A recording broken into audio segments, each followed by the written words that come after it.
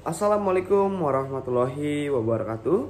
Izin memperkenalkan diri, nama Bagus Yohan Irnando, NPM 22411024, kelas manajemen Dodoa. Di sini saya akan mempresentasikan materi tentang sumber daya manusia dalam manajemen operasi.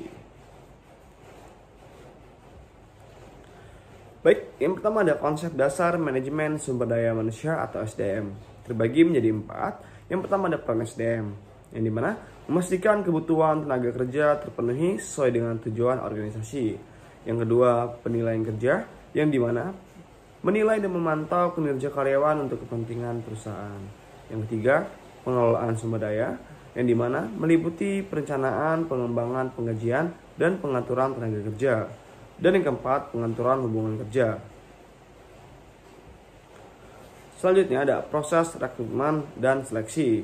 Yang pertama ada perencanaan, yang kedua ada pengumuman lowongan, dan yang ketiga ada penyaringan lamaran.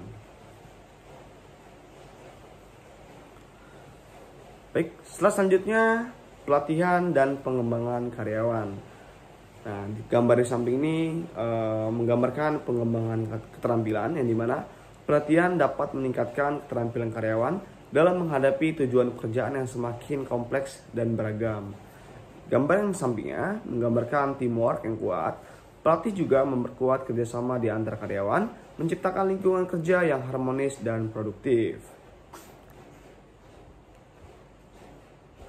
Baik, selanjutnya manfaat kesejahteraan karyawan dalam operasi terbagi menjadi 4. Yang pertama peningkatan produktivitas, yang kedua reduksi tingkat absensi, yang ketiga penurunan tingkat turnover, dan yang keempat peningkatan keunggulan bersaing.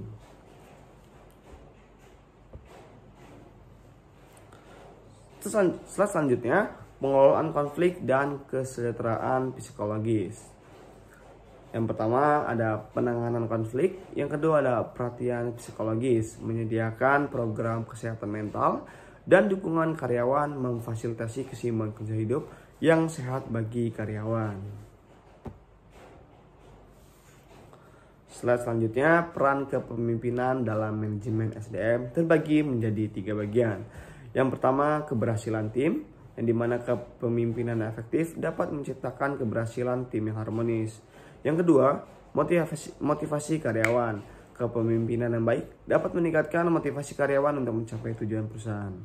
Komunikasi efektif, kepemimpinan yang memadai memfasilitasi komunikasi yang efektif di antara semua anggota tim.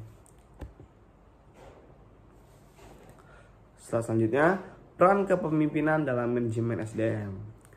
Keberhasilan tim, kepemimpinan efektif dapat menciptakan keberhasilan tim yang harmonis.